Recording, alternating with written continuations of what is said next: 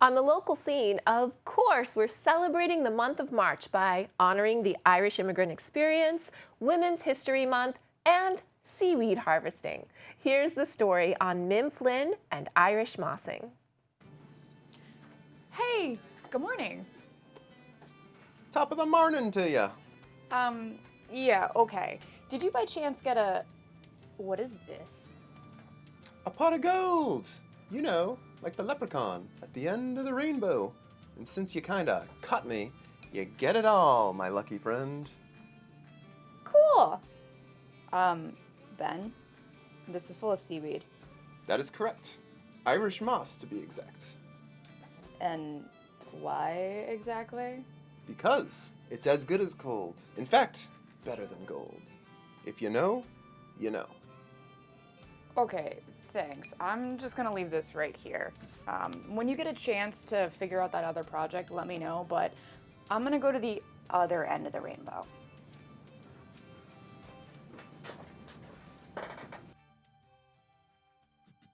Stretching from Plymouth to Weymouth, the South Shore Irish Heritage Trail winds through 9 coastal towns, documenting the Irish experience through a variety of historical sites and monuments.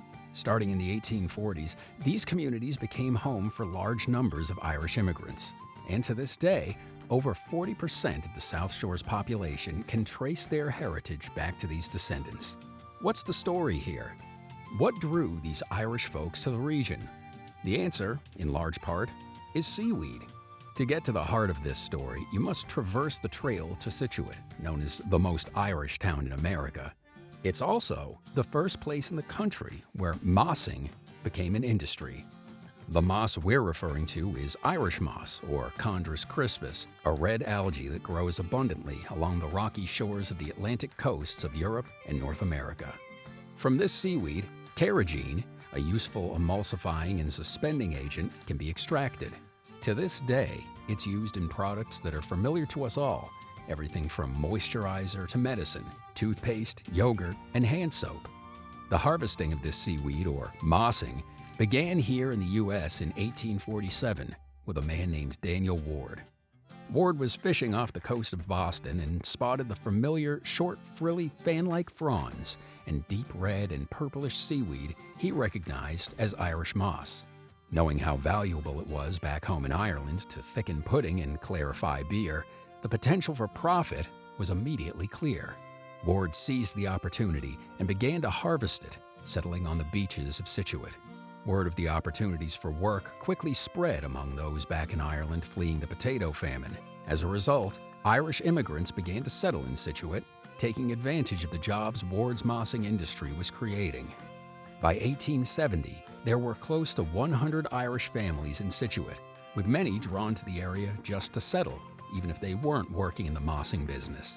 For such a unique industry and salty maritime profession, of course, it attracted a fascinating cast of characters.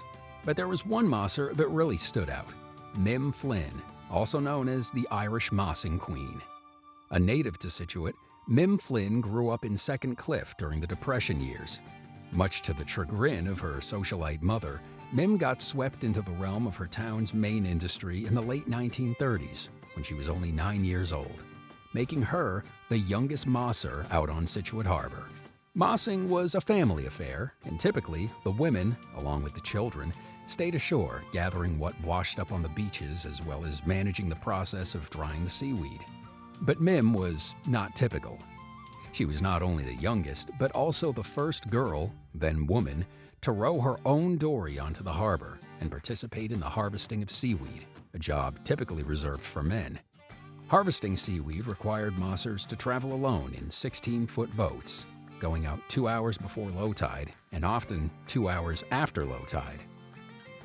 They used large, heavy rakes to harvest often thousands of pounds of seaweed in a day off the craggy rocks and sea floor.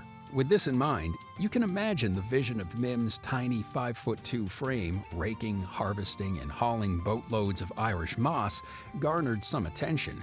Mim became somewhat of a media sensation from the moment she first rowed her dory out onto the harbor and was photographed working throughout her career. Articles were written about her and published in newspapers up the coast and as far away as Canada.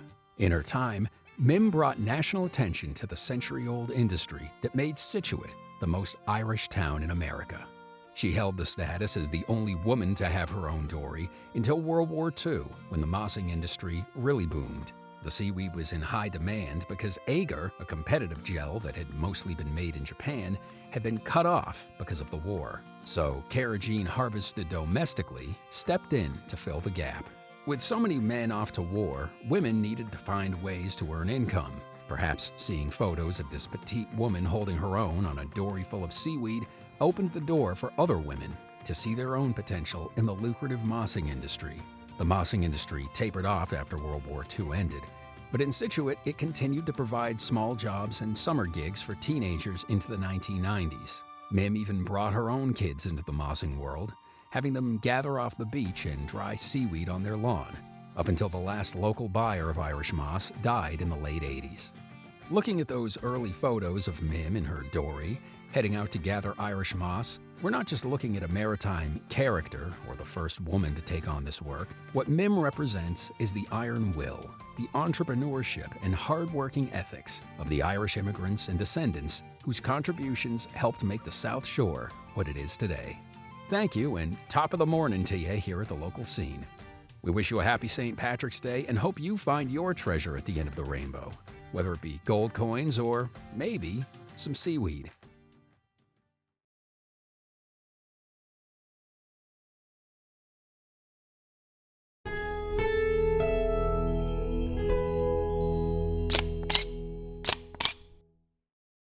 If you enjoyed this video by the local scene, please give it a thumbs up and hit the subscribe button. Thank you for watching.